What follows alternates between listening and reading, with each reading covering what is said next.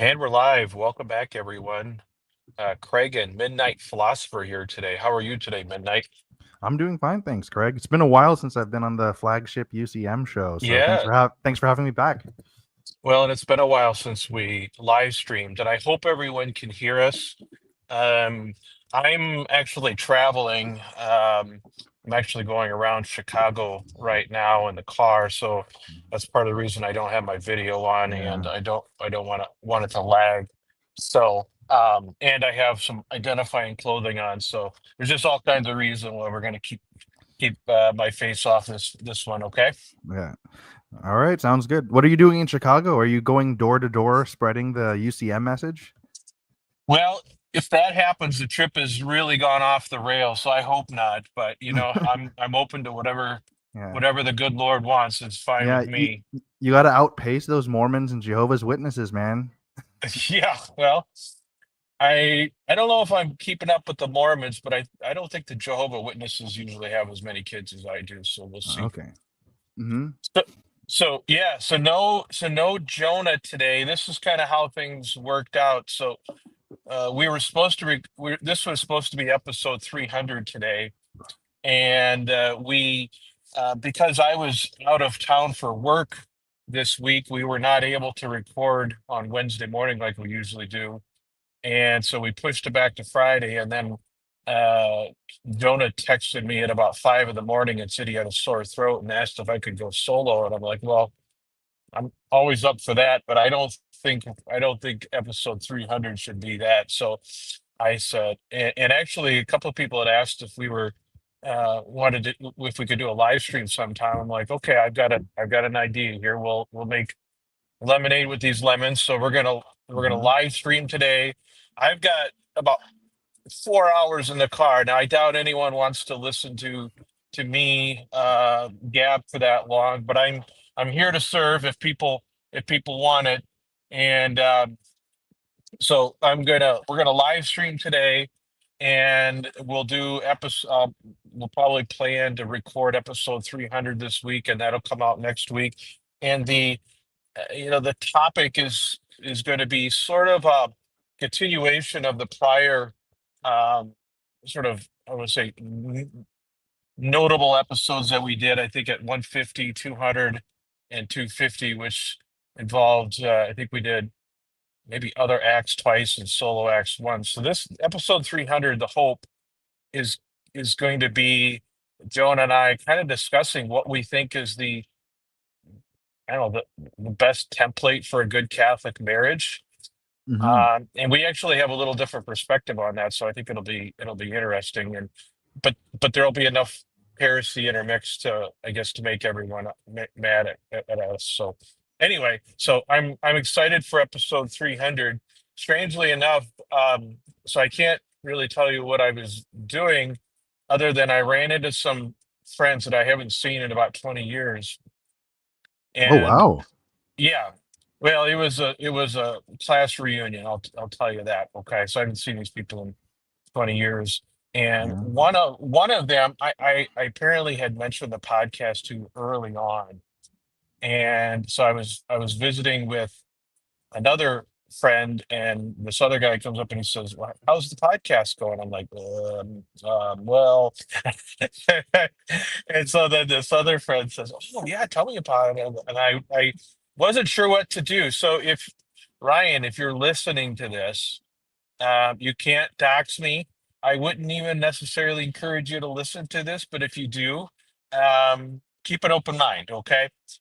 And don't hold it against me if anything I say here or in any of the episodes offends you. But so it was. I like being known by people that don't know me. That's kind of how I like. So when it gets a little close to home, I'm like, okay. So Yeah, you know anyway, what? I get it. There's a sort of liberation. There's a liberation in uh, anonymity. I mean, yes, maybe this yes, will be the most orthodox thing I've said in a while, but I think that's what's liberating about confession in a good sense. You can literally say yeah, anything and everything. There's no high emotional stakes. People aren't really placing bets on your personal life. So, and there's a liberation in right, that. That sort of online anonymity. But hopefully right. hopefully your fellow firefighters are open minded if they happen to discover you. Yeah, I mean, uh, here's I even still struggle with this dilemma, but you know, for a long time before I started the podcast, I thought I would. I mean, I'm sure to most people, we seem like the typical good Catholic family, and we were. I mean, you know, we we checked most of the major boxes, but inside, I was just kind of dying inside a little bit about all this, and and I just assumed I'm the only one because you look at other people like, well, they must not struggle the way that I do. They figured something out that I haven't figured out or whatever, and so you can develop this idea that uh, I'm I'm alone or I'm the weirdo here. But maybe I am, but I I still feel if you get people talking um, transparently that there's a commonality here that most of us deal with, and those that don't, from what I can tell, tend to have what I would say is unusual circumstances, and maybe the most common one is people that deal with infertility. So if Catholic couples deal with infertility and abstinence isn't really a required part of the marriage very often, that could just make a huge difference. Um, so maybe that's the and I will say, getting together with these people, most of them don't have the number of kids that I have. So Yeah, you're right though. Everybody's. I think I'm trying to think how to best phrase this, but you're right. There is a sort of. I think we hold our central Catholic narrative and our way of understanding and approaching life. We hold it so sacred that there's this fear of like you said, just being open and honest about the things that yeah, don't line up or the things that don't make sense yeah, because we sort of don't want to rock the boat. But yeah, that leaves a lot of people feeling more isolated than they should, just because nobody's really talking about all of the various struggles that have, you're 300 episodes deep talking about a variety of things. And I know that, like, there are the 2 or 3 recurring topics and yep, NFP, other acts and other stuff, but it even like though those are your recurring topics, it sort of hints at a greater assortment of things that people struggle with. yes, yep. I think that's true, and um, it's funny because I think I think it was maybe Matt over on Twitter was saying something. We kind of got this exchange, trying to, what was it? One of the saints, and now I'm trying to think what the story was. I know there's the story about, is it Teresa of Avila supposedly had our good Lord's foreskin as a ring, and then there was some other just kind of really weird stories that you hear about some of the prominent doctors and saints in the church, and uh, I think he made a comment that there there is this tendency for people with, I don't, what did he say, neurodivergent tendencies. I don't know if that's kind of on the spectrum type thing or whatever, but that they really latch on to the hardcore traditional Catholicism, or let's say hardcore when it was they were making tradition, centuries ago, Augustine or whatever. But it, and even Martin Luther, from what I understand, was just obsessed and deeply broken inside because he could never, he was a monk and couldn't whip the solo out of himself, right? And he was just driven mad by it. Mhm. And I sometimes wonder because they're like, well, we have the doctors of the church, whether it's Augustine or let's say Saint Alphonsus the Gory or something like that. You know, if you look at them, they almost seem like they're just, I wouldn't say abnormal, but they just have extreme fixation on certain things, and I suspect that the quote unquote normal people that just have I don't know, we all have the struggles, but it's not consuming us necessarily, just kind of quietly live our lives. And those that just are obsessed by it or are driven to obsession about it kind of become the loudest voices and those that kind of make their marks on theology and stuff. And maybe that's not a fair characterization, but I sometimes wonder if there isn't some truth there to that. I think so too. It is weird, just for better or for worse, all the things that have been popping up on Twitter. And I think Matt on Twitter was one of the ones who shared it. I think another one is, I think his name is Cato. I think there are some numbers Yeah. after his name, but Cato was also showing, exactly what you were saying. Some of the saints that either were neurodivergent or they straight up just had some disturbing ideas about sex and Yes. suffering. Yeah.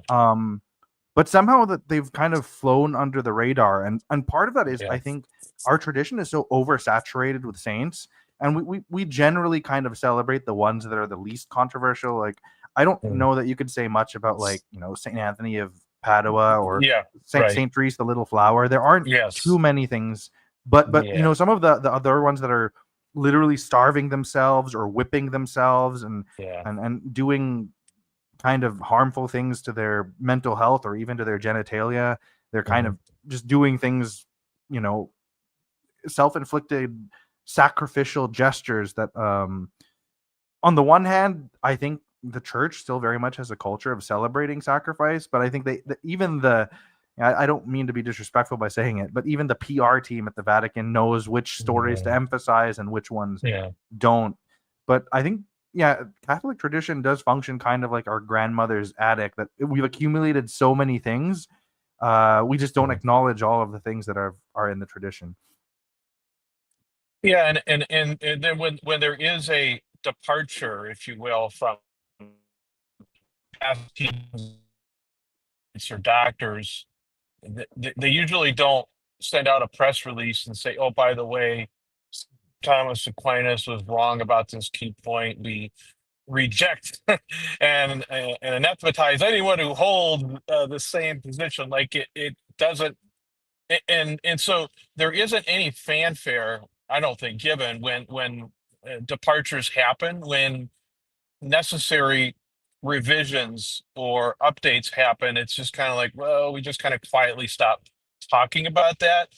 And so what it does is it gives the appearance that there is literally nothing you could criticize about Saint Alphonsus the Glory, Saint Augustine, Saint Thomas Aquinas. In fact, I've had there was that I can't remember her name, but the real extreme trad Catholic gal.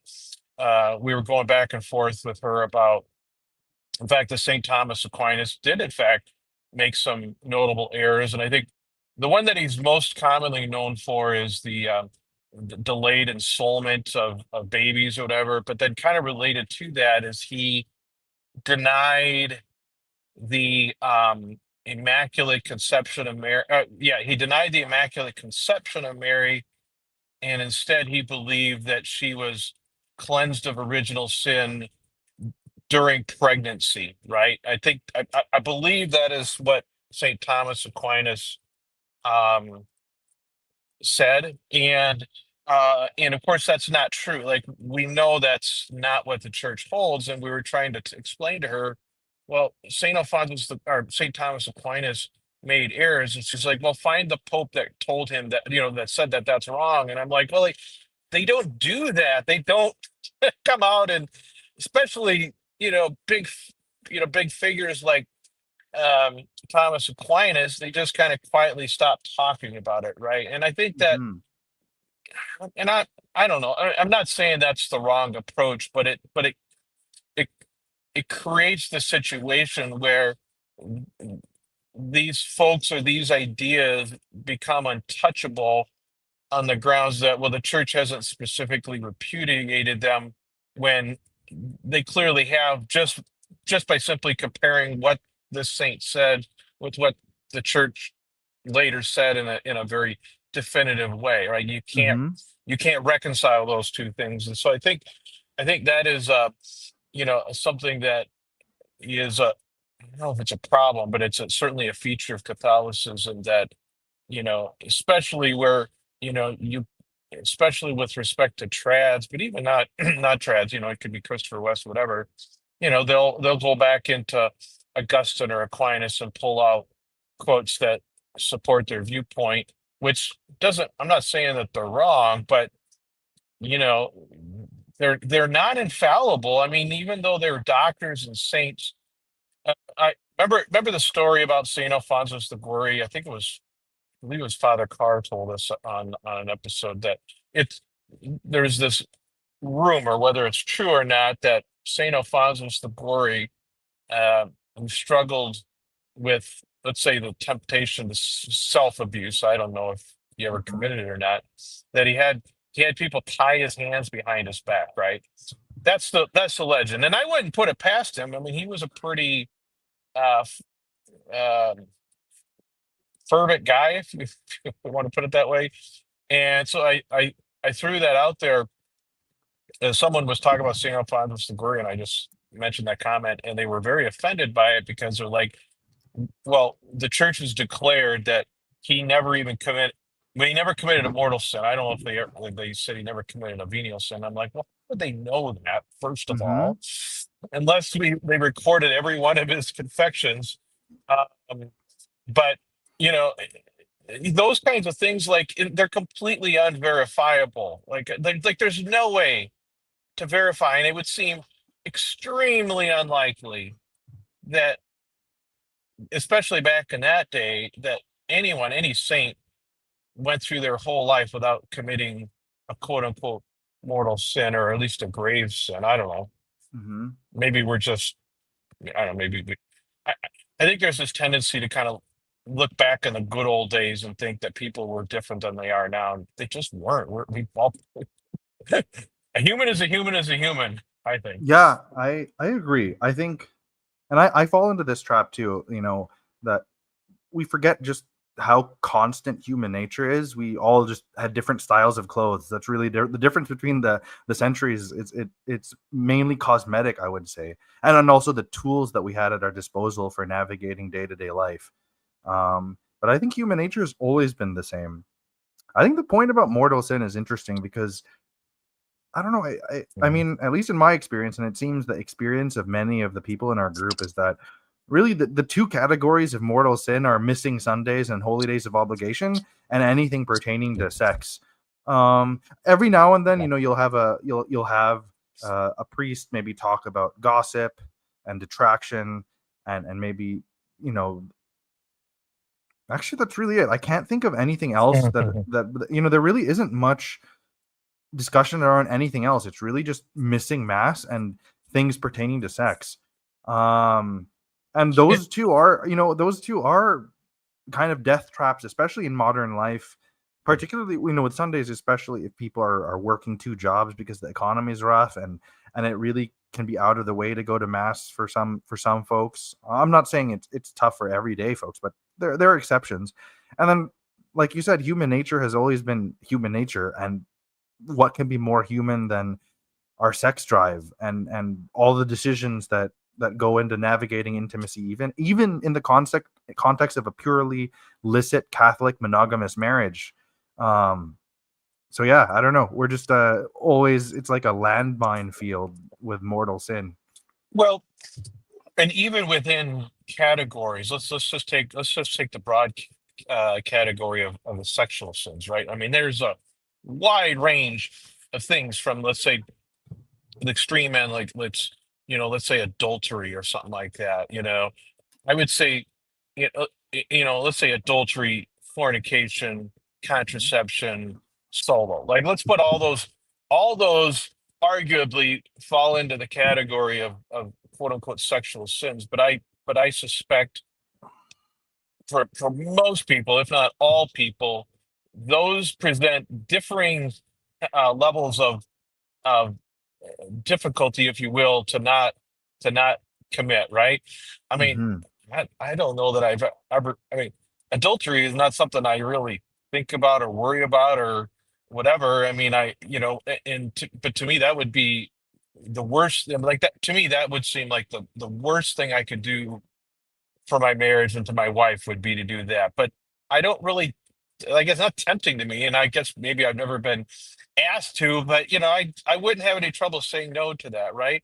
And let's step back. Let's say to the topic of contraception. Now, we've never used contraception and we never will. And haven't really thought about it, but that is a more attractive thing that I would be something I wish we could do more. I don't ever wish I could commit adultery, but sometimes I wish we could use contraception, right? Especially during the midst of abstinence periods. But it's not really a challenge, right? And then you work your way down, and fornication or you know premarital sex, I think, is something most of us are probably vulnerable to, depending on where you think the line shouldn't be crossed or whatever. And that's probably a pretty common thing that people fall into. And then let's say on the opposite, on the other end of the spectrum is it's solo, which is probably, I would say, the most common sexual issue that men deal with, and a lot of men deal with it for the duration of their life, right? Now, those are all quote unquote grave matters and serious sins, but they are certainly not the same in terms of the frequency, the likelihood, and I would say Mhm. the damage to the marriage. I've been reading Amon's book on natural family planning. Mhm. I'm probably only a quarter way into it or something like that.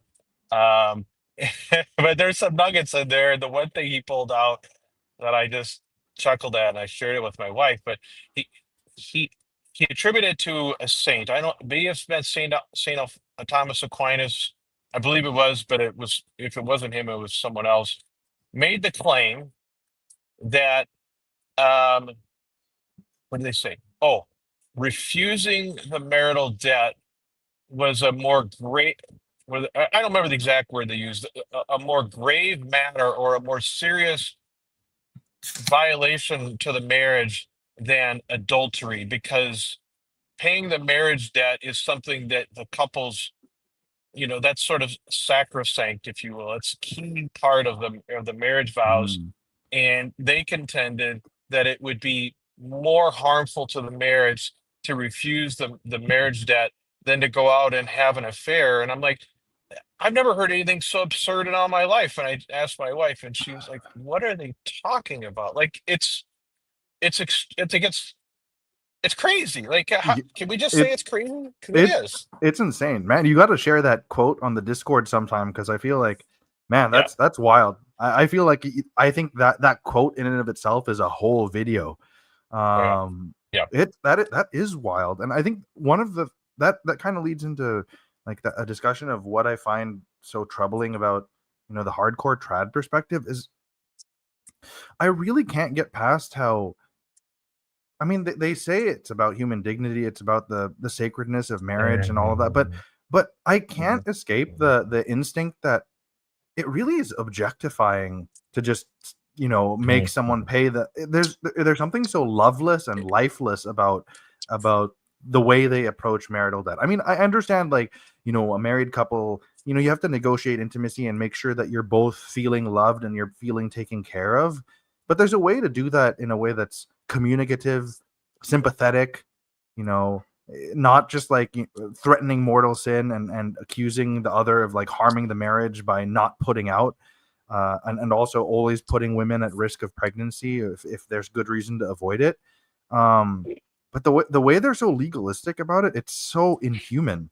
uh and also, like, speaking about Amon's quote specifically, it's kind of a telltale sign that this book was written by someone who's not married yet. Yep. Yep. And it goes right along with, um, I think it was, he claims, and I had never heard of this before. And again, my wife had a very similar reaction. Mhm.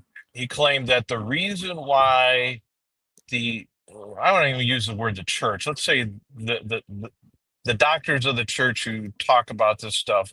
The reason why they disliked or discouraged the use of the marital act outside the context of procreation and outside the context of paying the marital debt, they discouraged its use because the pleasure of the marital act temporarily suspends your reason, your highest faculty. And when I told my wife, she's like, "What? Like what? A few minutes? It's a few minutes, right?"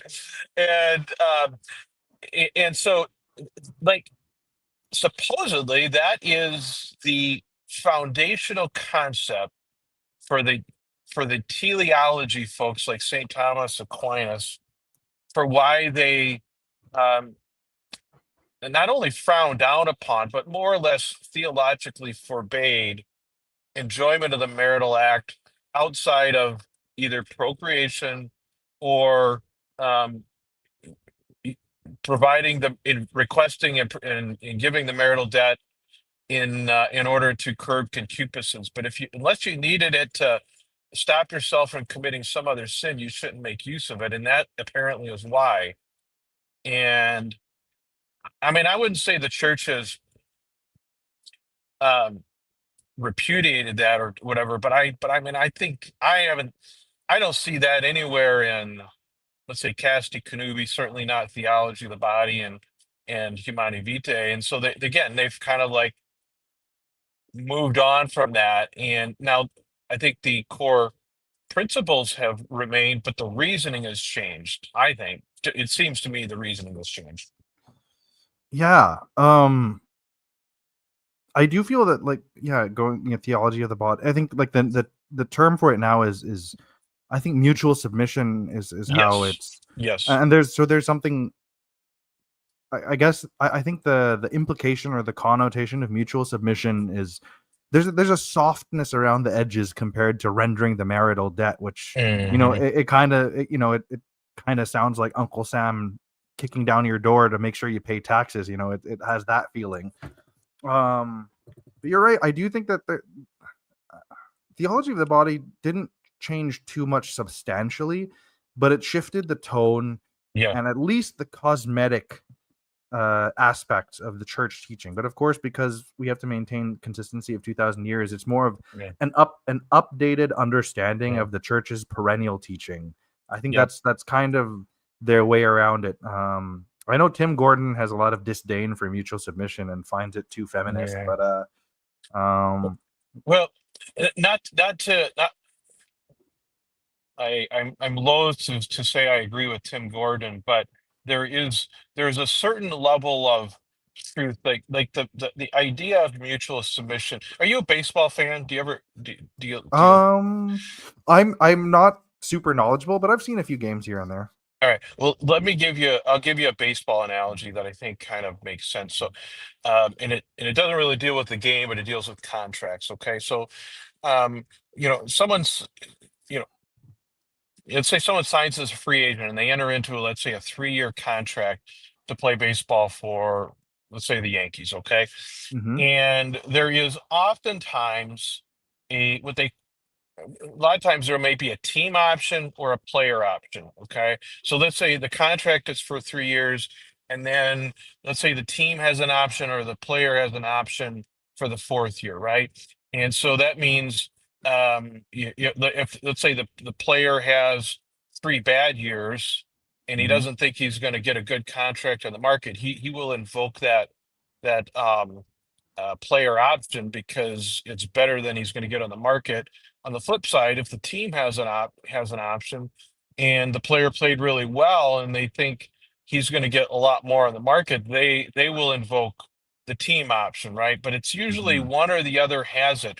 Well, sometimes there is what they call it a mutual option where side either side can invoke it or it takes both, like a mutual option, I think is what it's called, where they both have to agree, which kind of makes no sense, right? Like if they Mm-hmm. both have to agree another year, well, that's just they could just negotiate another year then. So it's sort of a weird thing because it doesn't really do anything. It's kind of a nonsensical concept, and I sort of think the same way about the idea of mutual submission, because the idea of mutual submission is you only come together the marital act if both decide to give each other to each other, which, okay, I mean that seems kind of self-obvious, right? You Mm-hmm. do it if you both are in the mood. uh, so it does seem to me, having, like, I share your feelings on the marital debt. Like I find it an offensive concept. Like Mm-hmm. I would never do that to my wife, right? I mean, I'll ask, but I'm not going to demand it, and if I do it, it's always in a joking way, right? So Yeah. I agree. The marital debt in the say the purest traditional form, I find offensive, and I maybe not so much degrading to women, but I think it is close to that, right? And I think having gone to the other way, this mutual submission is certainly sounds better than the idea of the marital debt.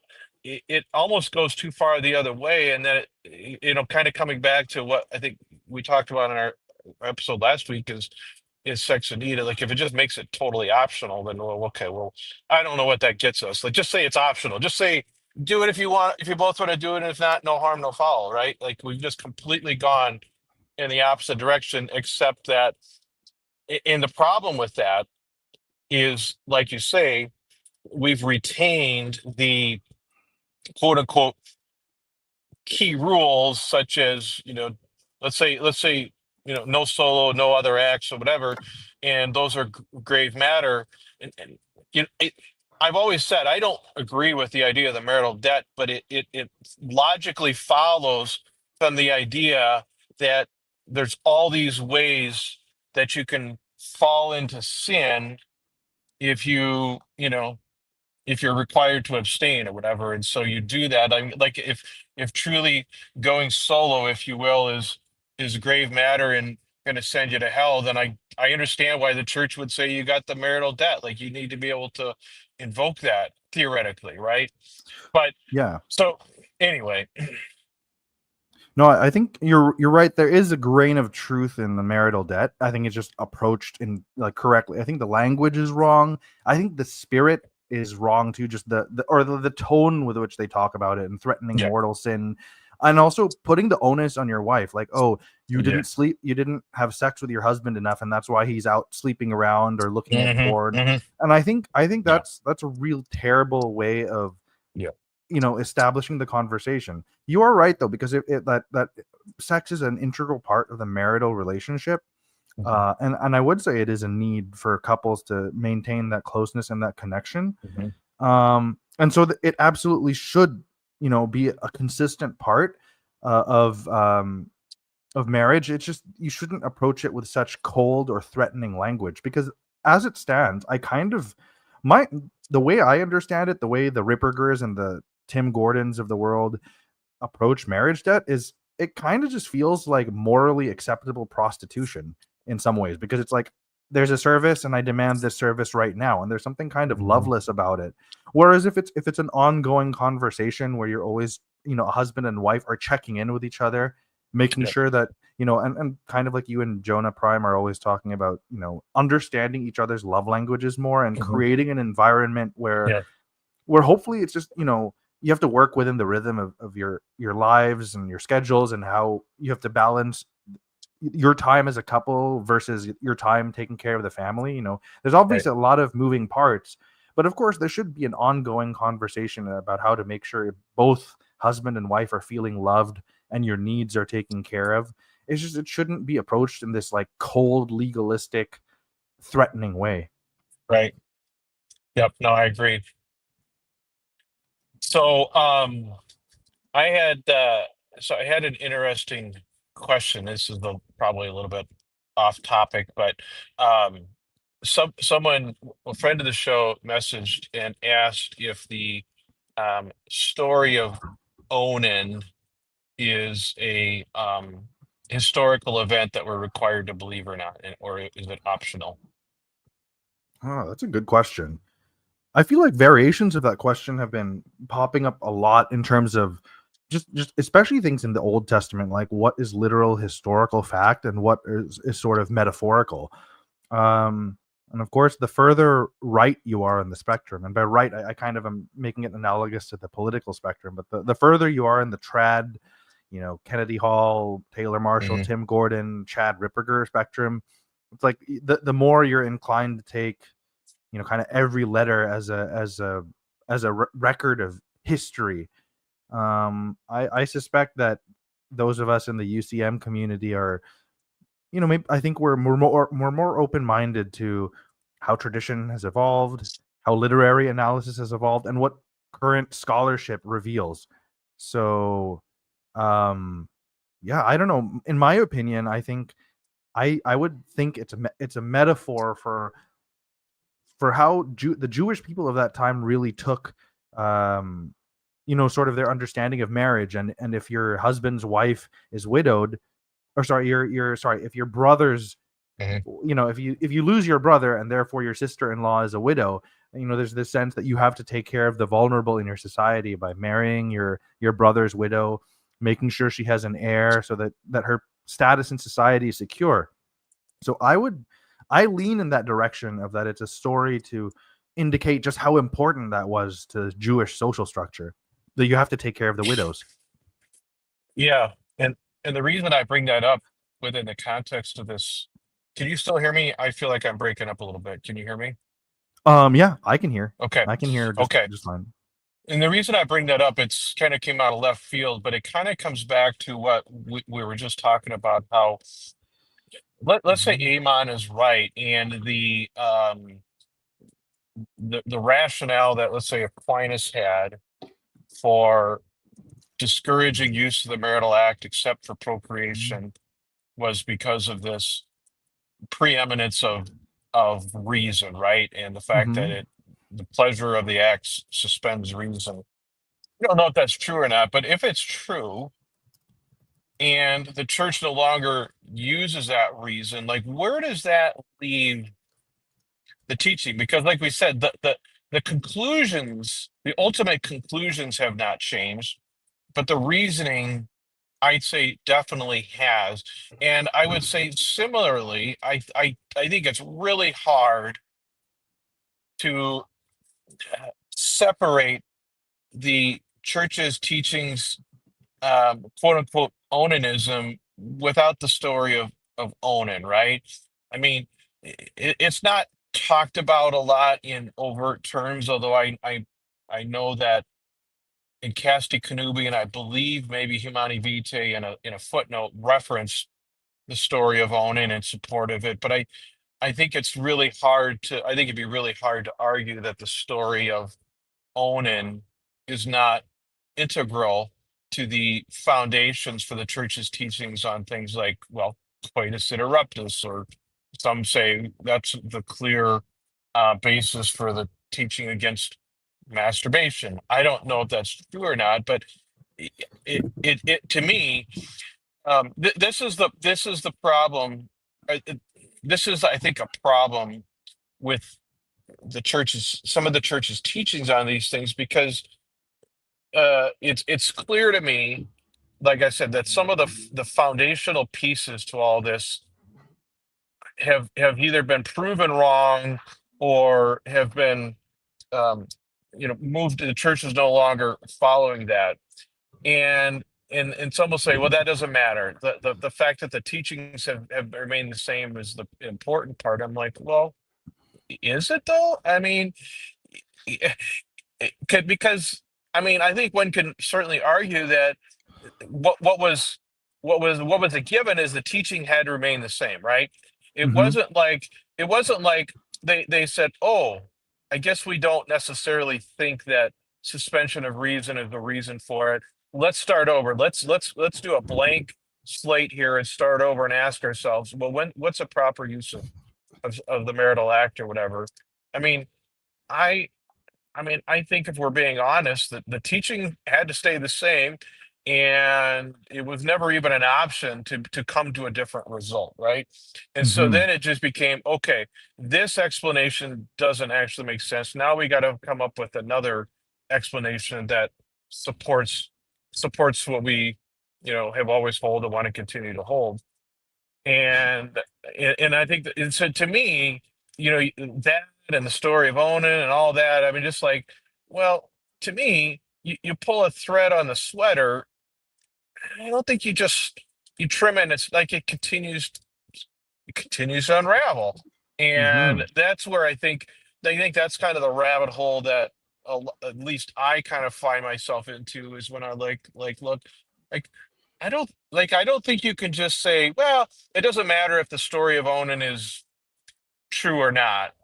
I mean, I think it is. I think it's pretty essential to the timeline. And if suddenly we can entertain the idea that Onan is, maybe that's not the way it happened or whatever. It's not a historical event. I'm like, well, that's kind of a really important piece of information. And what do we do with that?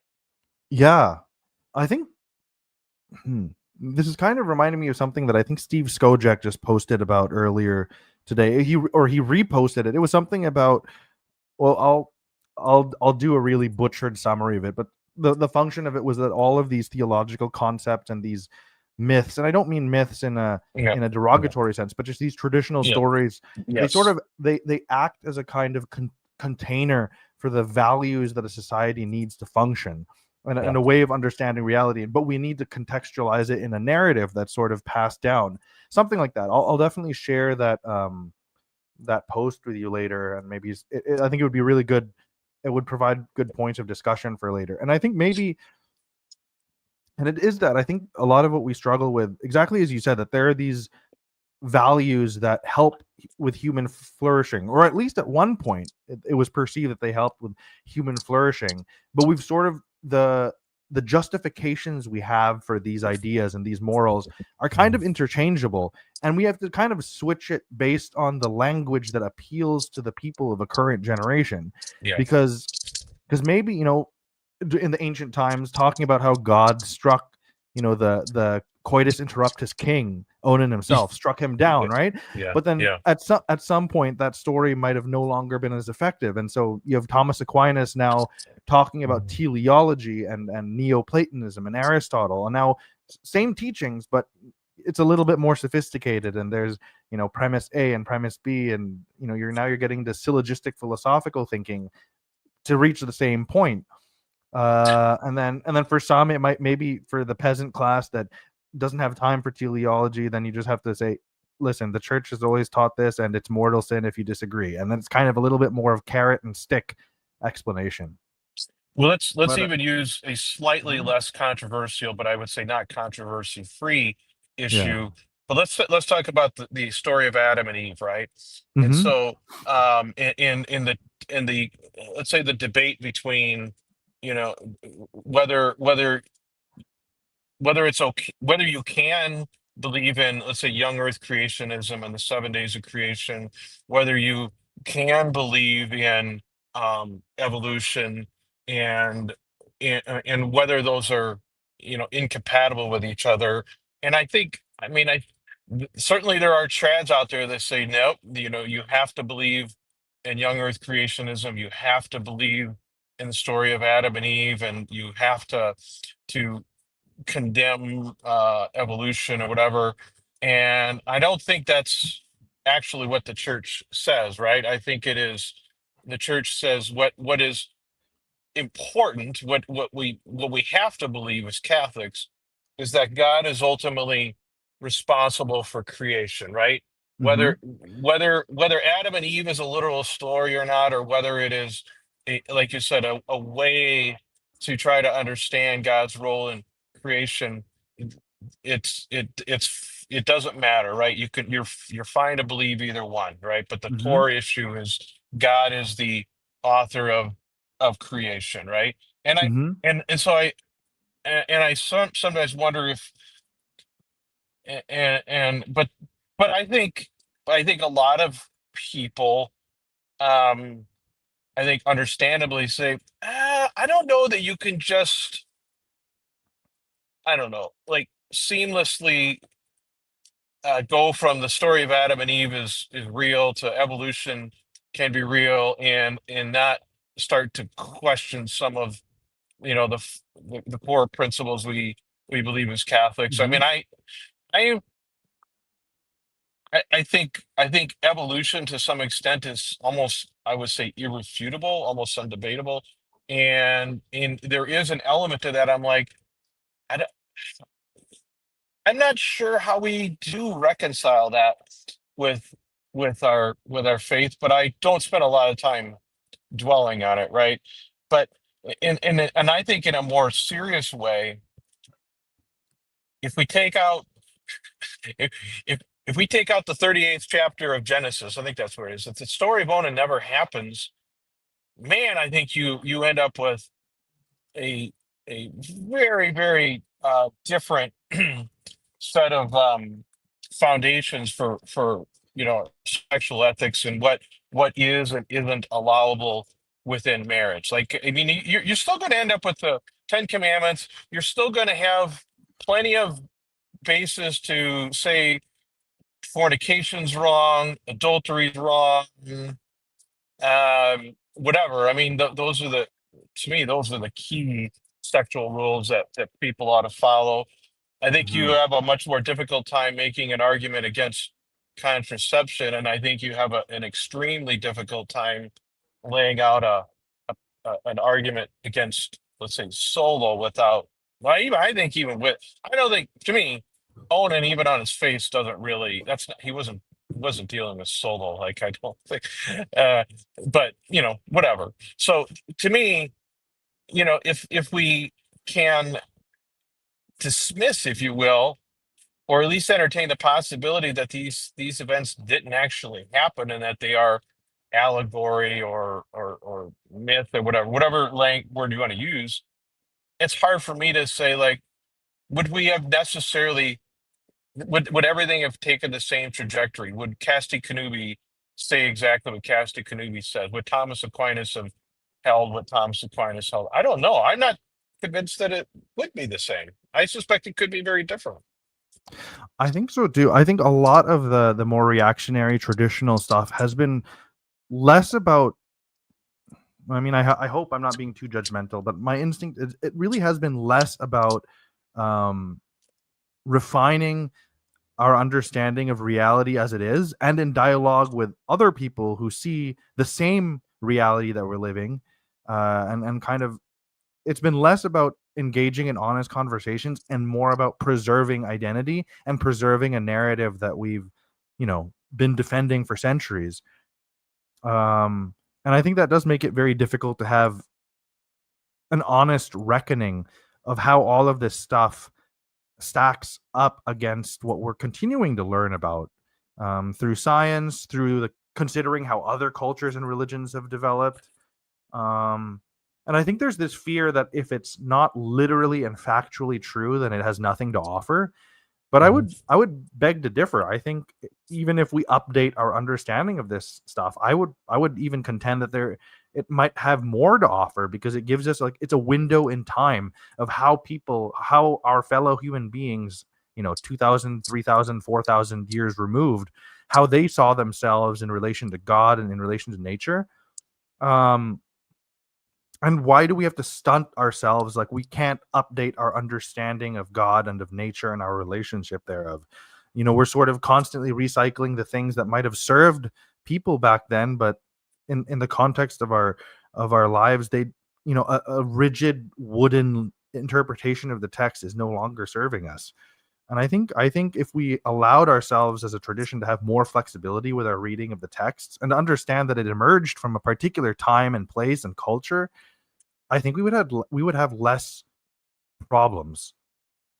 Well, and I want to come back to a point I think you either said or kind Mhm, of alluded to a little bit ago. But mhm, Catholics have this, maybe not just Catholics, but I see Catholics. So Catholics I think have this view that I don't think is necessarily accurate. Actually, I think it's wrong. But this idea that without the Catholic rules, or let's say even without the core conservative Christian rules, it would mhm, just be kind of a Lord of the Flies. And I saw something on Twitter today, and I can't remember who posted it. It doesn't matter who did, but it was it was a picture of it was just a picture, but it was a picture of a 3-year-old child who clearly had Down syndrome, right? mhm, And they were celebrating their birthday. There was a cupcake with a candle on it, and the caption read, "Without either Christian rules or Catholic rules, this birthday would never happen," right?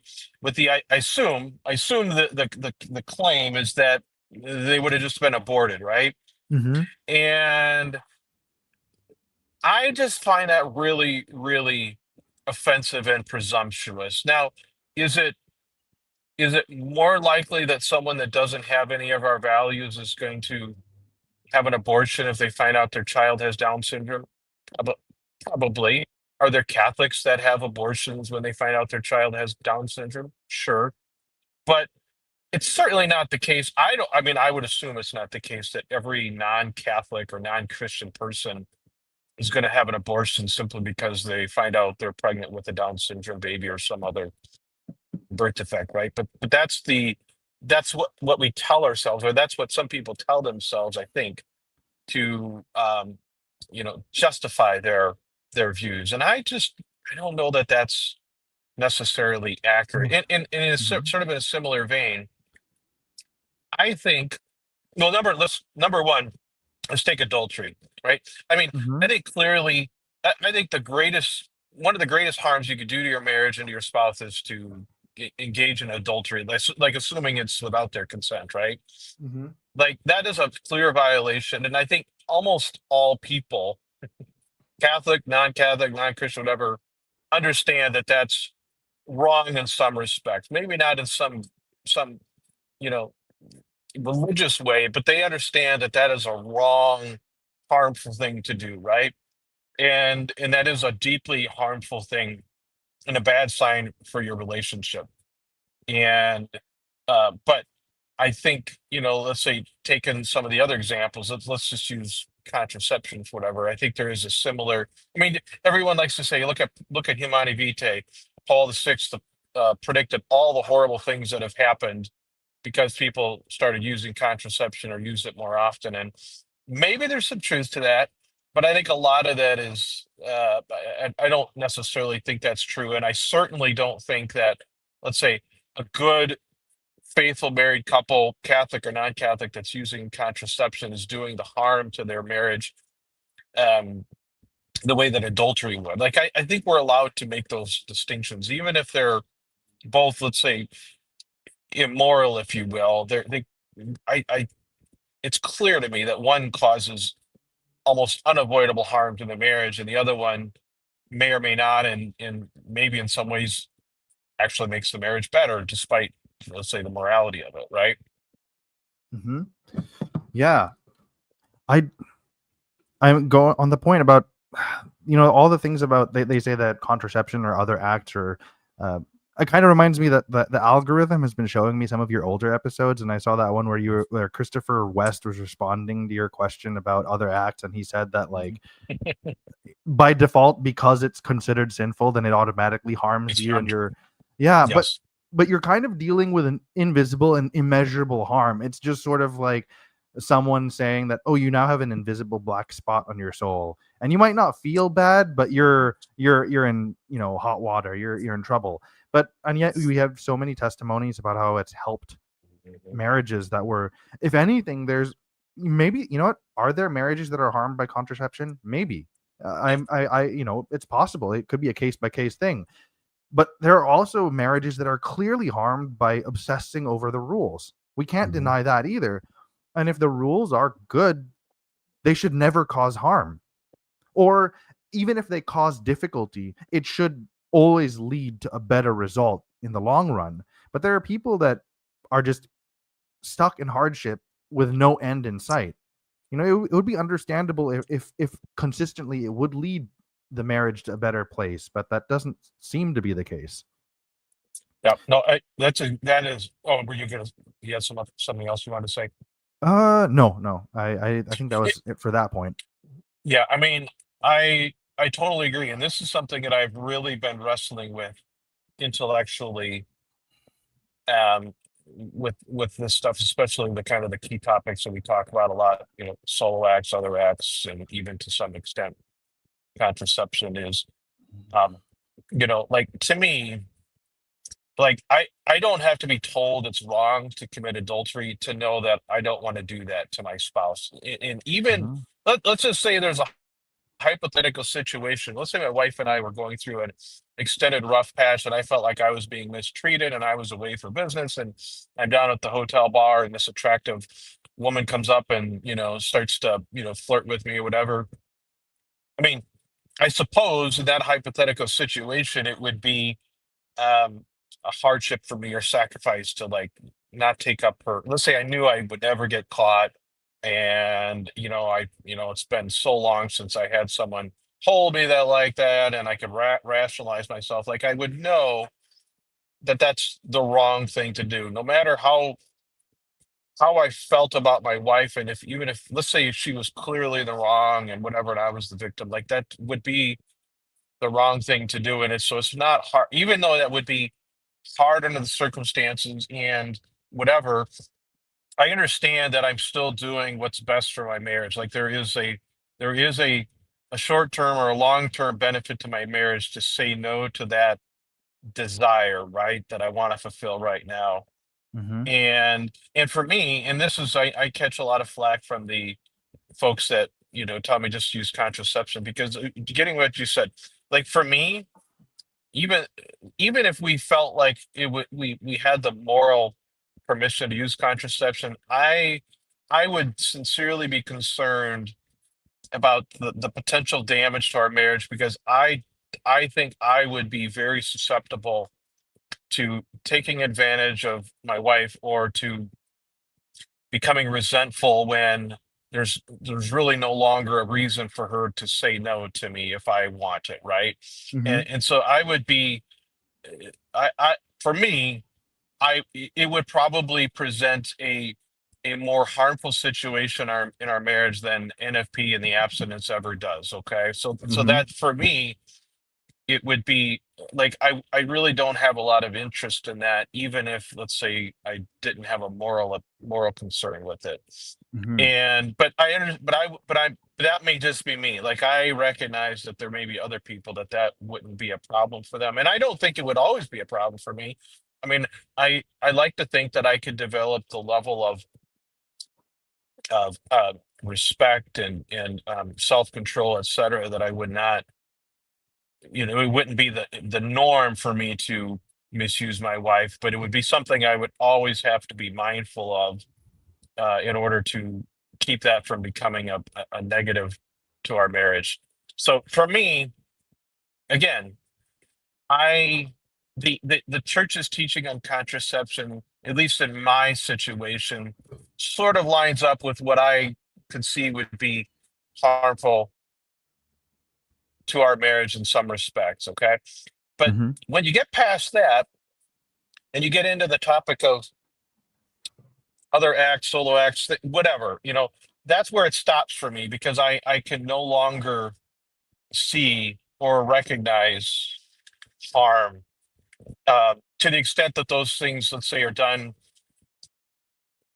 open and with consent, permission, whatever. Like if those are done above board, I honestly truly cannot see the harm that those things would certainly not inherently cause. Again, I think everything has the potential to be misused or whatever. I mean, we always have to be, even goods can be, food, drink, whatever, can be used to excess. So we always have to be managing our use of even good things. But that is where I really struggle, because I literally see no downside, and I see nothing but upside to marriages who and yet the teaching is what it is. So in my mind, the letter of the law requires me to accept the fact that I'm going to make my marriage worse, right? Like that Mm-hmm. is where I have this unavoidable tension with giving assent or following or adopting rules that I firmly believe require me to make my marriage worse, and require me to make myself worse for my wife and children. Like that, to me, why that's why we're 300 episodes deep into a podcast, right? Yeah, absolutely. I'm gonna come back to that point, but I wanted to bring in some stuff from the chat because I know Yeah. PC had thought, like, both PC and bootleg Jonah we're talking about mutual submit we're Yeah. talking about mutual submission, and the like Jonah had said mutual submission question mark mutual submission isn't mainly about sex, or so I thought, and PC was saying that's not my understanding of mutual submission. My understanding is both spouses would agree to submit when something is needed by the other spouse. The player team option is one decision, not a life. So it's sort of like, I guess mutual submission is a way of like, maybe it's a way of describing the push and pull Oh yeah, like compassionate negotiation between the spouses. you're right. I did kind of get sloppy there. So I think the mutual submission is more of the is the husband the head of the house? Is the wife required to submit to the husband? You're right. Although Yeah. I think it does line up with the kind of the change in tone, if you will, on the Mhm. marital debt and stuff like that. But you're right. You guys are right. It is not really. It's a somewhat different issue than the marital Yeah. debt. You're right. And then another thing that PC brought up, and this is when we were discussing, is Onan literal? Is the creation hmm of Adam and hmm Eve literal? One of his comments was, "I feel like we're getting closer and closer to having to decide whether or not we can be Catholic, if Catholicism demands that we believe the moon is made of cheese." That Yeah. was just a funny comment that hmm he said. And then this is a funny thing, but he said he was behind, so he activated 2 times speed so he could get caught up to the live show. Oh my. Mhm. Let's see. I'm gonna speed up to where he currently is. Let's I'm trying to see what this is in the context of. Oh, his most recent comment was, "Craig, I don't think it would go that way. You'd understand if she has other Here, I'll put it on. reasons." Oh, okay. Yep. But also you'd get a lot more action when she's actually in the mood. Yeah, I guess it's on you to respond to that one. Yeah. I mean, here's what I would say. I think as a 23-year-old, a 23-year married man, I'm not 23 years old, but I was almost 23 when we got married. But I mean, I think my ability to be good to her and not abuse her, if you will, with contraception, if that's what we just had decided to do. I mean, I do feel like we're in a much better position to do that, and I think I would be less prone to mistreating her or whatever, or our marriage to suffer because of it. I mean, and I think in many ways now that we're in kind of that perimenopause phase, I mean, I think it likely would be an improvement to our marriage. I think, and I go back to when I was, let's say, in my, we were in our first 5 years of marriage and everything. I mean, I think you know, I think I would have been much more susceptible to,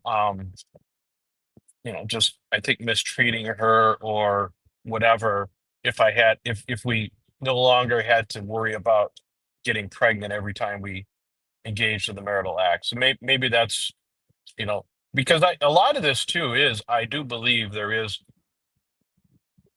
a huge factor in this is how long have you been married? How many kids do you have? Like, I think that one of the most beautiful things about marriage, I think, is it's like I think it is kind of like a fine wine. It can and does get better with years. And I would not go back to being a newlywed. I mean, there are parts about that, the youth and the energy and all that that I miss, but I I do not want to go back to those early days.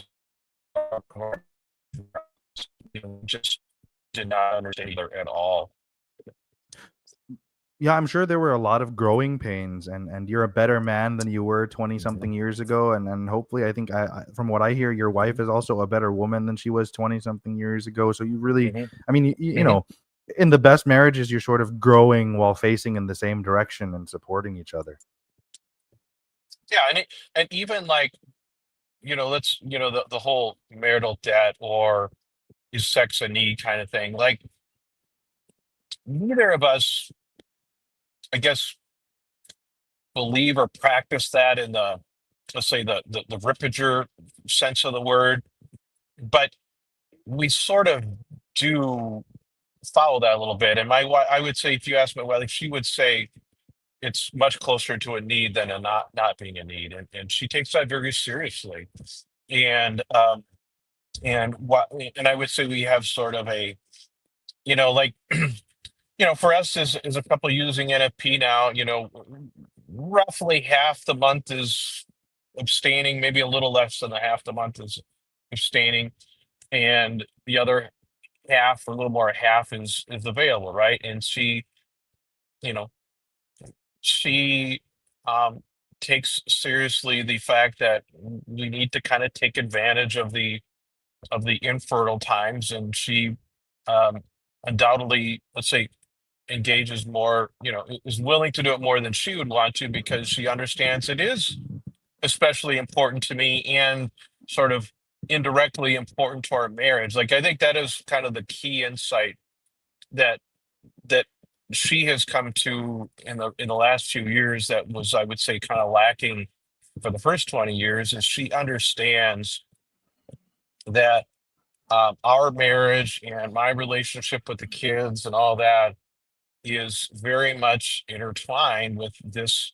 part of our lives. And she understands, not in a utilitarian way where she, let's say, takes care of that part of those needs of my life because she it wants me to be better with the kids, but she understands the relationship there, and she um is sort of unofficially, you know recognizing the marital debt in the infertile times, and recognizing that it's you know more or less a need. Like, if we don't have some other major reason to abstain, she understands that's something that she needs to do as as my spouse during the infertile times, and in the same way, I understand that during the fertile times I have to die to myself a little bit. Well, a lot. Hmm. I mean, I die to myself during the abstinence periods. And so that is something that has really only matured, or really developed in the last few years of a 23 plus year marriage. Yeah. Speaking of which, speaking of the dying to yourself, I think in celebration of episode 300, you need to release special uncharted Catholic man underwear with a pouch for an ice pack. Well, they do make. It's funny you say that, because um, I don't know if you see. I can't remember the name of it. They sponsor podcasts. It's what's the name of it? They have a. They have. I have some. They're briefs with a pouch for your stuff. Oh, So wow. yeah. So I haven't looked at them to see if an ice pack will fit in there, but I think there'd be a way, if you maybe for our good friend Jonah 2.0, give you some. Yeah, that would be amazing. But yeah, I have come across like the pouch for your junk. Like Hmm. that's some advanced 21st century Star Trek innovation, buddy. Yep, yep, yep, yeah, yeah. So, hey, so related to this, I wanted to Hmm. talk about something that I was really thinking today. Um, Sure. so, um, so having gone to my class reunion, and pretty much everybody there was Catholic, and a bunch of them were going to a traditional Latin mass today, um, and I could have gone, and I didn't go mostly because the timing of it. It would have been late. I would have gotten back home much later than I wanted to.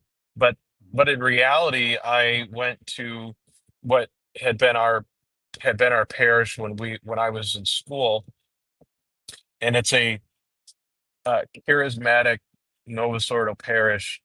And what is interesting about it is that church. It's a modern church, but it is very traditional. The tabernacle's where it's supposed to be, has really good artwork, but it is a Novus Ordo parish, charismatic, and that place was packed and full of kids. Like, there was, you would you could it would most of those families could have thrown on veils, and a lot of people there veil too. A lot of the women there veil, and they're having kids. And to me, and my wife and I always talk about it because we really miss it, and this is what um, we think all churches should be like. It's not like the Latin Mass doesn't have the uh, exclusive rights, if you will, to the vibrant parish full of kids. This is a prime example of that. And and so but fathers was it the homily or one of the readings? He was talking about joy and the need to spread the gospel, the good news. And I was pondering it because one of the things that I really struggle with as a Catholic, especially as I've kind of really kind of gone down this rabbit hole of the church's teachings, like we said, some of these rules, in my opinion, require you to make your marriage worse, right? And require you to um, avoid things that would make your marriage better. I mean, and and we have a lot of people in our community. I would say a lot, but a number who have converted to Catholicism and were attracted to the big thing, like the Eucharist, like that is the highlight of the faith, right? The good news, kind of getting back to what we were talking about, how you know if people, what would the world look like if we didn't have Catholic rules? And some of the rule, some things might be worse, but I think a lot of people would still be good people. And so, like, what is the good news to people that don't have the Lord? Like, it seems, what is it that we're offering them that makes their life better than it would be without our faith, right? Like, to me, that's kind of the basic um, question about the good news: is what good value are we adding to people that up till now have not, been exposed to the Lord? And so I was sitting there and I was thinking, like, this is one of the things that those people, I believe, are missing out on: the joy of being in a church full of people reverently and joyfully and loudly loving the Lord, being in community and receiving the Lord reverently. There's no communion rails there, but I would say almost half the congregation kneels down and receives on the tongue, right? Mhm. And but being there in that community, and the music is incredible, is powerful and uplifting. And we have experienced the loss of that in our life when we moved away, like when we were no longer going there. And so to me, that adds that there's something there that would make everyone's life better if they had it as compared to the alternative. And other things like, you know, um, confession. I think confession is such a powerful thing that we have as Catholics that offers something to people that don't have that. That ability to know that if you're sincerely sorry, you can uh, repent and forget, right? You don't have to hold on to this. Let the Lord take that burden. The call to charity, all these things to me are that is the good news. And I think that is oftentimes the good news. And even, let's say, the papacy and the consistency of the rules, I think that's what attracts a lot of non-Catholics to the church, right? That consistency of and predictability of rules. But then you enter into these other things, and a lot of them find out somewhat surprisingly after they convert to Catholicism these other less vocal rules. They don't talk about these things in RCIA. Other acts, solo acts, maybe even contraception, or what NFP actually involves, how it actually affects the marriage. And that some of them, I think, feel like they were kind of, kind of was kind of a bait and switch, right? Mhm. And and so, as someone who has done this podcast because of the immense difficulties that these things have brought to my own life as a Catholic, as a cradle Catholic, or let's say a revert, but a Catholic all my life, I that is my major hangup for promoting or encouraging other people to become Catholic, because I mean, you are blissfully unaware of what I deal with and what all the other Catholic men I know deal with, because you don't think about that. You're not required to. Like, there is that is the major issue for me in saying, is how is this the good news? Like, I am going to have to make this person's life worse if they come over to our side, right? Absolutely. That I everything that you said, I pretty much agree with too. It is. there is that bait and switch. It is kind of like there's the Mhm. they have the foresight that they know what parts of the Catholic tradition is just simply bad marketing, and so they have to keep Mhm. that on the down low until they get people through the door, and then you get like another fat textbook of restrictions and stuff, you know. Mhm. Mhm. But it is, but Mhm. I think especially what you said about the joy. It's the same thing too with you know, up in Canada, I'm going to a church that's it's not my childhood parish, and I don't mean to be so dismissive or negative Mhm. about my childhood parish. There's still a lot of things I appreciate there, and Mhm. despite the rigorous trad elements that can be sometimes, you know, Yeah. it tempts you to go into despair. But even this, yeah, this more Novus Ordo community, it doesn't quite have the same level of reverence, but it has so much Mhm. joy and peace, and Mhm. the choir is so vibrant, and you just get the Yeah. sense of everybody wants to be there, and they're Yes. welcoming people to sort of walk on the same path. And it doesn't have the overbearing legalism of a more traditional parish, but it is, there's something so powerful about, you know, a community coming together around a shared story to express Mhm. joy and peace and gratitude, and to, you know, to remind yourself that to pursue the life of virtue, it takes time, but we're there to be mutually supportive of each other in the midst of struggle, and we're there kind of unified in prayer. There's something very powerful. And, you know, if you, without religion, you don't really have a reliable structure for that kind of thing. I mean, maybe Monday Night Football is some kind of a reliable ritual, you know, but not quite, you know, where you have a full calendar year of things that organize the community and remind you of the things that bind you, and you know, the values that you share, and the God that you believe in. It's really powerful stuff. Well, And and if you pay mhm. attention to, oh, I'm sorry, I didn't mean to cut you off. Oh no, I was just gonna say that that if we take religion away, that is the biggest loss. But I share your there is a, like an uneasiness, and even so there's something insulting when those claims kind of cross the boundaries, and they say that without religion or without Catholic values, society would fall apart. I think there is a kind of disturbing arrogance about that. There's a disturbing arrogance that they feel that they have a monopoly in morality, and that's just, like you said, that's not the case. People, humans have moral intuitions, and, you know, kind of in honor of Saint John Henry Newman, that's going to be a doctor of the church soon. You know, uh, the human conscience is the aboriginal vicar of Christ. So people have access to morality, and they do, you know, it's not through the institution, but they have access to, you know, God whispering in their conscience.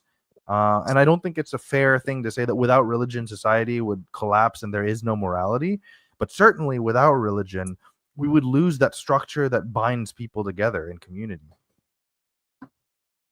And this really parallels what, if you know, if you listen to some of the, let's say, the non-religious conservatives, if you will, and I'm thinking like Jordan Peterson, or even like Joe Rogan and some of those folks, Elon Musk. I mean, you hear some of them talking about, like, even though they don't seem to believe and will straight out say, I don't necessarily, I'm not, probably an agnostic, they understand and they can see the effect on Western civilization, depending on whether there is that Christian based conservative community of values, right? And they promote religion because of the social value of it, even if it's not necessarily because it's clearly true, but it does have value. And I do believe that. I mean, I do believe that. And sort of, and then secondarily, you know, as I was sitting in the this church today, and like I said, it was full of Catholic families with, I mean, I swear every young married woman in that church was holding a baby and or pregnant, right? And it looks a lot like, I would say, a lot of traditional Latin mass communities, other than it's, you know, not in Latin, right? Mhm. And it was the first time in a long time that I was sort of mourning, if you will, the fact that we're probably done having kids. Like, there is something magical and beautiful, and I'm sure Jonah 2.0 is going to be like, well, then get on it. But, you know, there is something so amazing and a privilege to have that opportunity to make another person with your spouse, right? And it was the first time in a long time I was kind of mourning what I suspect is the law. We won't have that opportunity, at least not purposefully, into the future. But I was thinking to myself, like, if you wanted to encourage people to be open to life, to have larger families, just send them there. Like you see these families and they're just beautiful, right? Now they all have their struggles at home. There's guys there that just like you and me, but there is beauty there that to me was far more effective at encouraging people, especially Catholics, to be open to life and to grow your family than any sermon by Ripperger or any paid podcast by Timothy Gordon would do. Like, to me, then that's what I've always said. Like, if you want people to have large families, welcome children, make it attractive to them. Don't just take away the only means they have to stop that from happening when they are not at a point in their life or their marriage where they can understand the value of having large families. To me, that is a very, very destructive approach to just, in essence, essentially force people to have large families before their minds and hearts are ready for that. Make people want it, and then they'll just do it themselves. You won't have to tell them not to use contraception because they just simply won't use it, right? 100%. No, everything you said. I feel like there's something insulting and infantilizing and even harmful that functionally the trad approach is scaring you into having kids, because if you don't, Hmm. you're gonna go to hell. Hmm. And so there is an element of coercion. But like, speaking for myself, I think I've had a lot of conversations with PC, because both of us are blessed to have good marriages, but for personal circumstances, Hmm. in neither situation are we ready and equipped to have kids yet. But there is a kind of bittersweetness if we think, like, our wives are not going to be fertile forever, and if we can't sort of Yep. overcome the present obstacles, there's a real kind of bittersweetness and melancholy that comes from the realization that, oh man, we might miss out on having a family. That's not something we take lightly. It's just, also, it would be really irresponsible and not feasible to Hmm. bring new life. And the more I listen to Ripperger and all of those, the people in the trad camp, the more I'm disincentivized to have children. But when I sort of set Hmm. that stuff aside, and I've been spending a lot of time with my cousins and my nieces and nephews, and just, I love interacting with kids, and there's a kind of purity and a curiosity about the world that's unspoilt by the hardship of life. And there's something, it kind of awakens that paternal instinct in me that, man, I hope I can figure my situation out. It would be cool to even just have one or two kids one day. And I think the growth that comes with being a parent must be like a journey like no other. On Friday, I took a day off of work and I took four of our kids. So the four youngest minus the 3-year-old. I took them with two boys, two girls. I took them fishing all day. And this is something that they've been begging me to do for a long time. And I struggled to find the time. I said, okay, we're going to do it. And we went down, and I tell you, it was the most, like, it was such, I would say, it was such a reward to me to give them so much fun and joy. Like, I know they will literally remember that day for the rest of their lives because it was so fun. Like, they caught. I didn't even have a pole. All I did is I took fish off and put worms on and stuff, and they just had so much fun.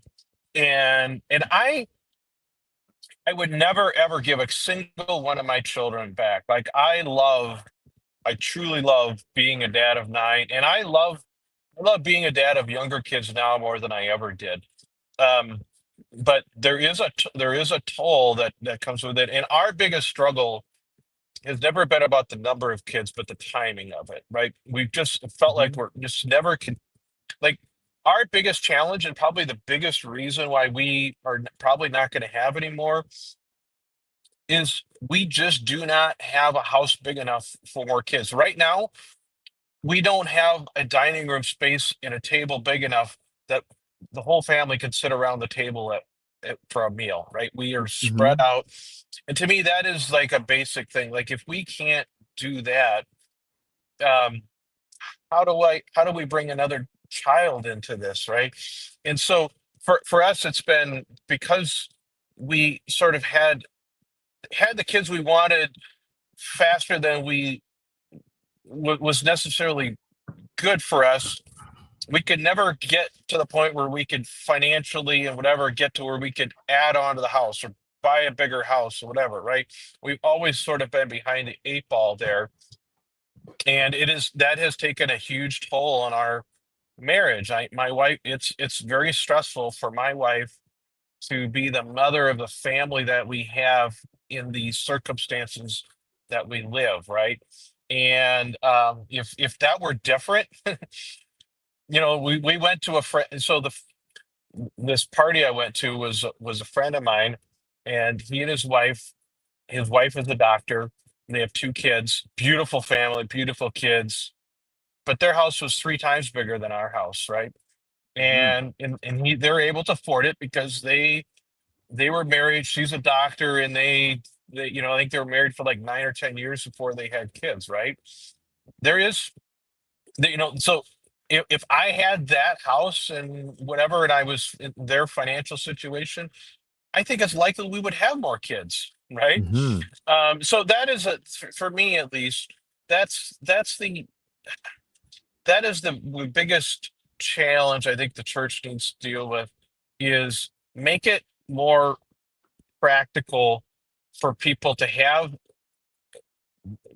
large families or to have as many kids as they are really able to do it.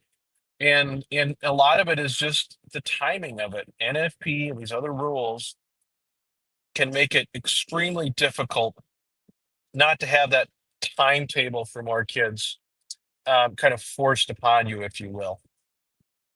Yeah, I think the greatest difficulty with all the rules is it essentially doesn't trust human beings to sort of know their own circumstances and to Yes. like it. That's another aspect that's infantilizing and insulting. That we're not allowed to determine when we're at the present moment we're dealing with too much that we can't handle, but maybe at a later date we can handle more. Kind of similar to the idea, Yes. that idea of, without religious morality society would fall into ruin, and then this idea that because of contraception Yeah. everything's gone haywire. But I've referred to this I know it's anecdotal, but seriously, I keep a lot of people that I know that were not burdened by all of this legalism. They're still having kids, and maybe it's one, two, or three, Mhm. whatever they can manage. I mean, being from the West Coast, the Silicon Valley, cost of living isn't exactly hospitable to large families, but people are Mhm. still, all contraception does for most responsible, healthy adults in a monogamous heterosexual marriage, all contraception does is it helps with timing. That's really Yes. what it is. Yes. I think that we've demonized contraception so much as a church that it's actually weakened our argument, because now it comes across as like a kind of hysterical boy who cried wolf thing, and we're looking for problems where there aren't. And to sort of work in PC's comment that God and nature wired the vast majority of human beings to organically crave having children, and Mhm. it takes external duress to change that in people, and we should address that. Don't add extra pressure, but address the pressures that are preventing people from having children.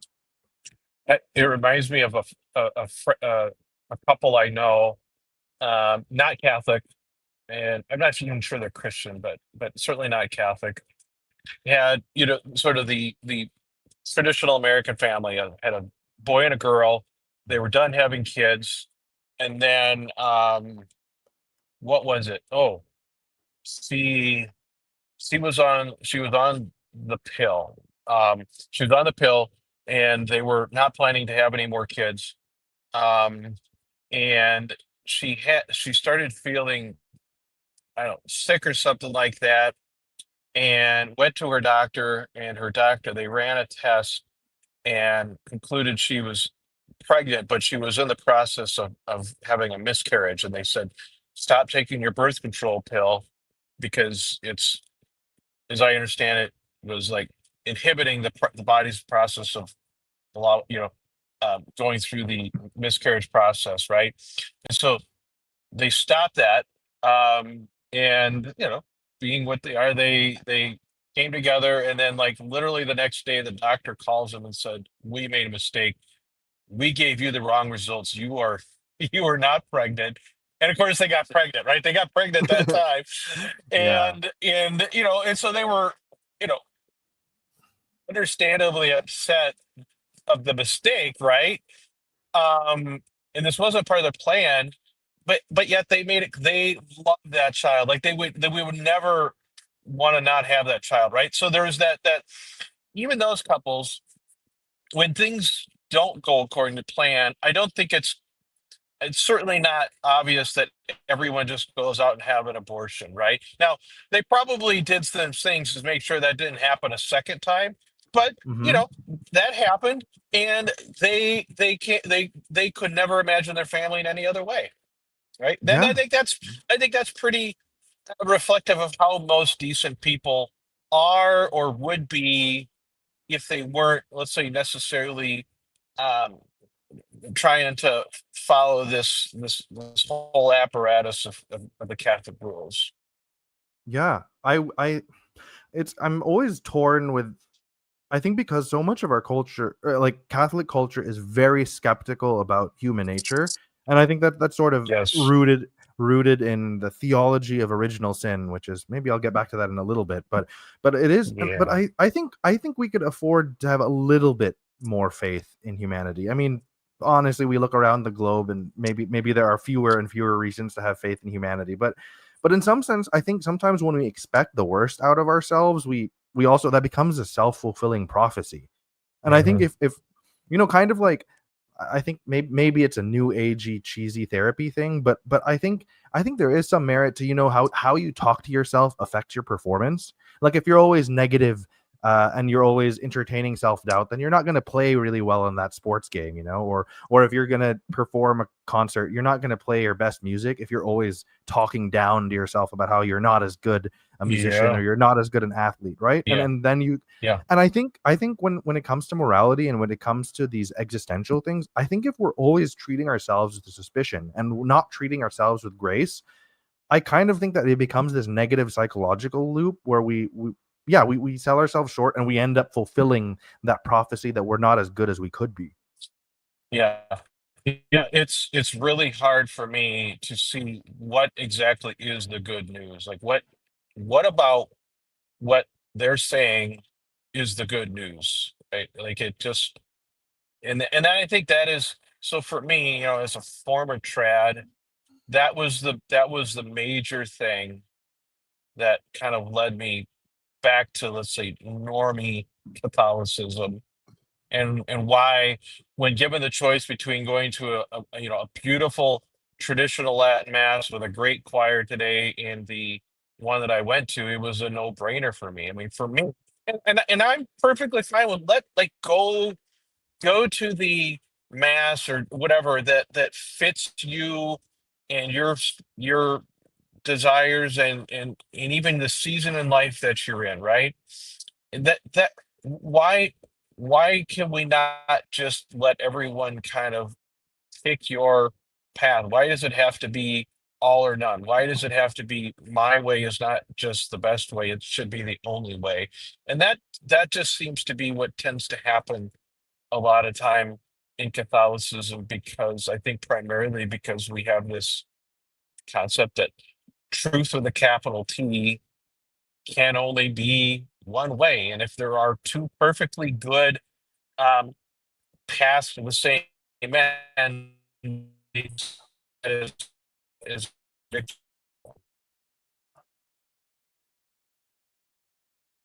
Oh, I think we're losing a bit of your sound there, Craig. all right. Can you hear me now? Oh, yep. No, you're back on. You're back on.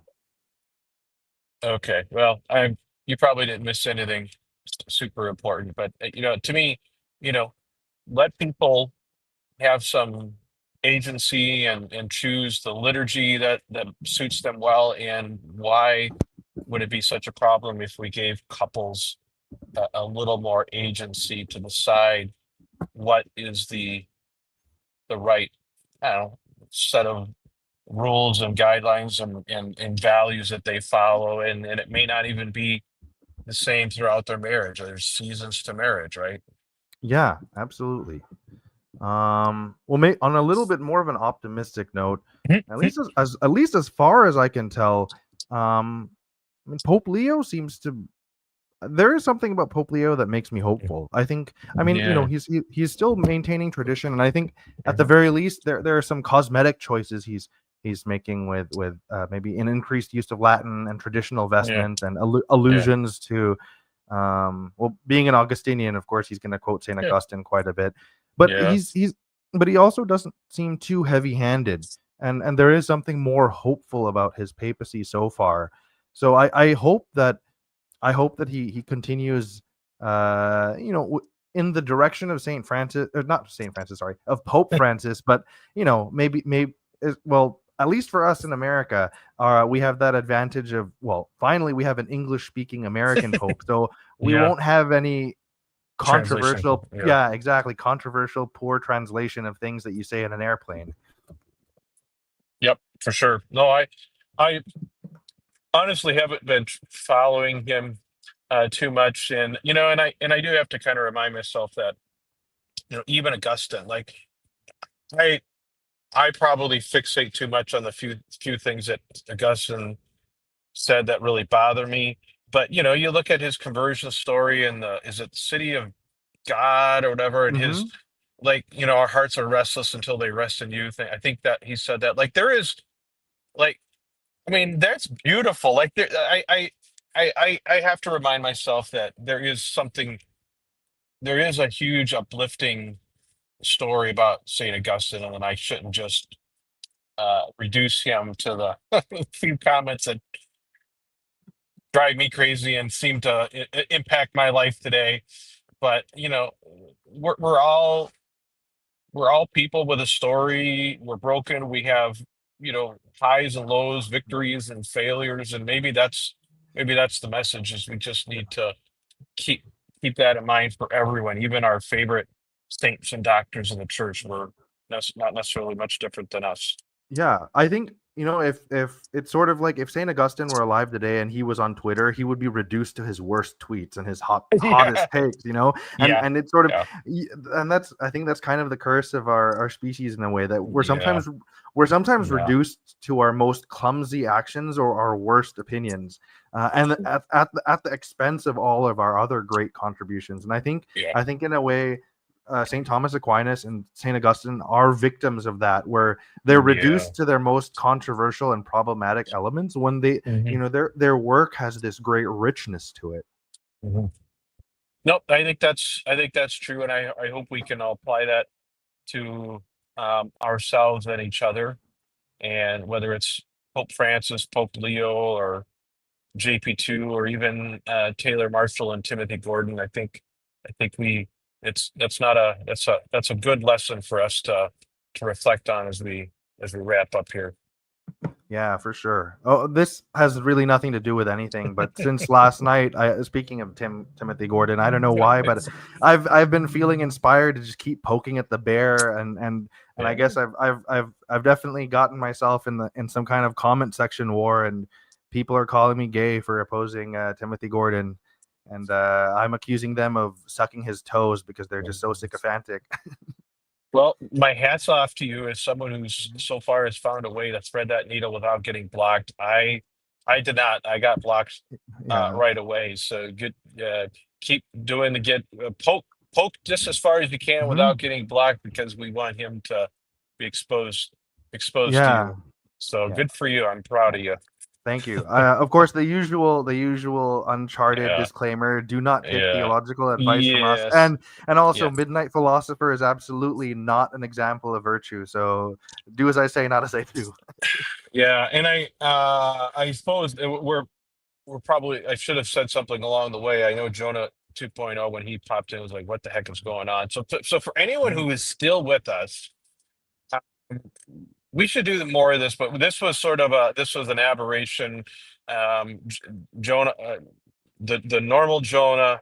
couldn't record with me this week, and I didn't want to do episode 300 myself, and so we decided to do a live stream. And I think we should do more of these. I think these are really good. Hopefully, if we make them more regular, people will have a chance to chime in and throw their comments in. That's kind of Yeah, was the ultimate goal, is to make it a yeah, little more interactive. But yeah. either I way, really, I really, yeah, I really enjoy doing these live streams with you on the other channel, but also here. Mhm, It's really fun.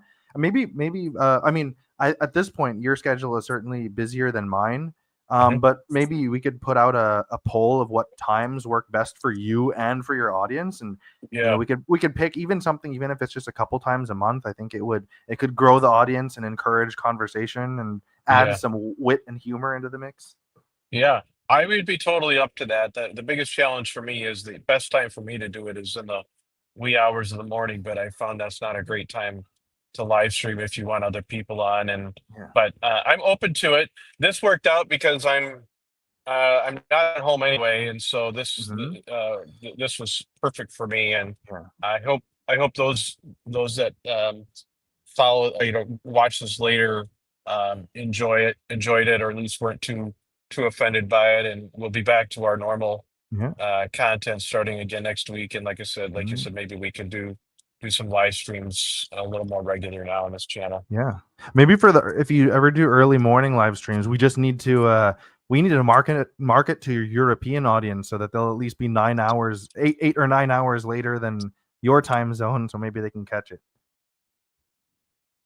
Yeah, we'll have all three of our Australian listeners on the line, so that'll be fun.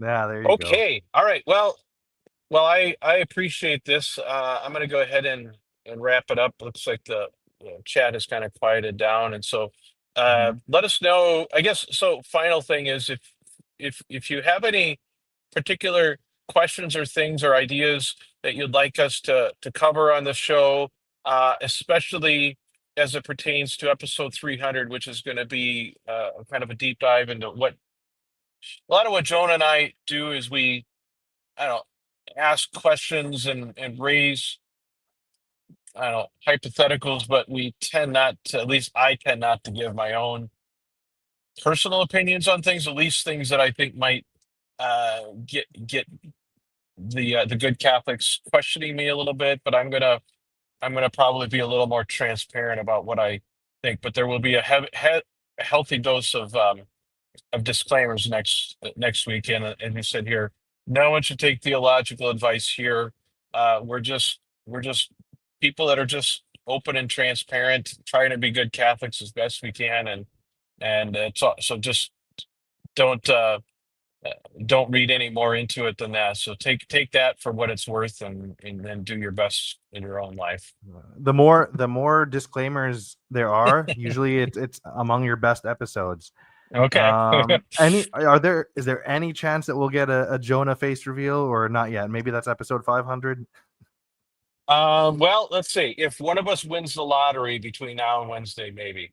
Okay. Okay. So, Okay. yep. It looks like Y- an unfamiliar name popped up in the Yeah. chat. Someone named David Hughes says thanks for the Yeah. live stream. It was interesting. You're Yeah, you're that's cool. welcome. You're welcome. I'm glad you enjoyed it, and we'll try to do some more of it. Okay. Hmm. Okay. Thank you, everyone. Thanks for those in the chat. Thank you, Midnight, as always. And until next time, everyone, have a good one.